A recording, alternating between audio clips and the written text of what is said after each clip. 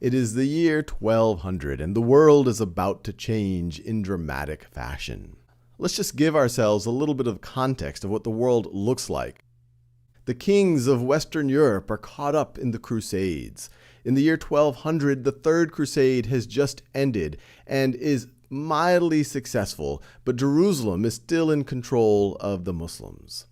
The Byzantine Empire, what's left of the true Roman Empire, is on the decline, losing more and more territory to the Turks. In the Middle East and Persia, you have the golden age of Islam. The Abbasid Caliphate is still around, although it has now been fragmented into many different Muslim empires. Modern-day North India, Pakistan, and Afghanistan is under control of the Ghurid Sultanate, with the rest of India being divided amongst various Hindu kingdoms.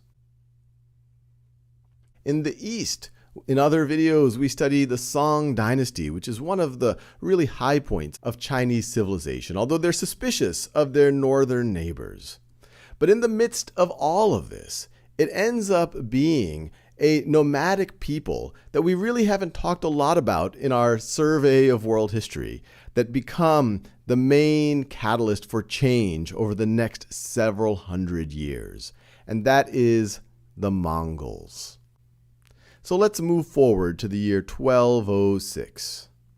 In the late 12th and early 13th centuries, you have a leader by the name of Temujin arise in Mongolia, and he's able to unite the various nomadic tribes and declares in 1206 a Mongol Empire, you see here in this yellow color. He is eventually called Genghis or Genghis Khan, the Great Khan, the Great Ruler, or the Universal Ruler.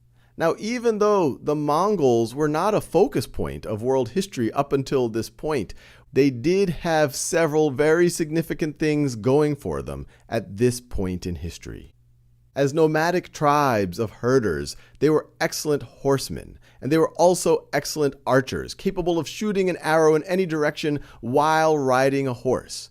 So as a military, they were incredibly nimble, they were incredibly fast, they were incredibly brutal, but they were also incredibly adaptable. As they conquered more and more people, they learned from them. And by the time of Genghis Khan's death in 1227, they had conquered much of northern Asia. And the Mongols will continue on. Within half a century of Genghis Khan's death, they will have conquered not just northern Asia. When they capture Baghdad, many historians consider this the end of the Islamic Golden Age.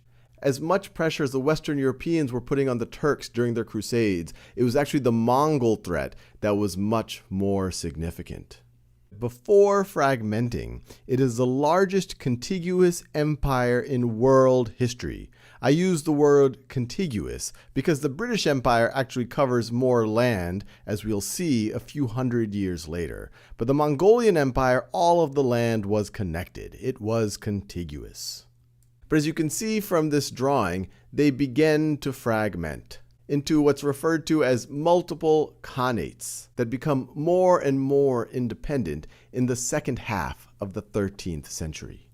As we get into the 14th century, we can see that it is now fragmented into multiple, still very significant empires.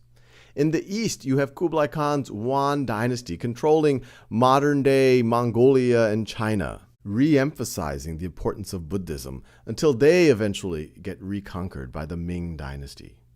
In Central Asia, you have the Chagatai Khanate.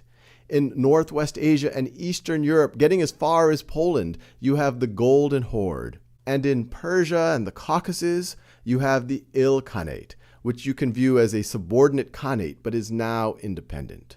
The khanates in the West eventually convert to Islam. It's super important to understand because many of the empires that we're about to study in Asia and the Middle East have roots in the Mongolian Empire and roots in what Genghis Khan started in 1206.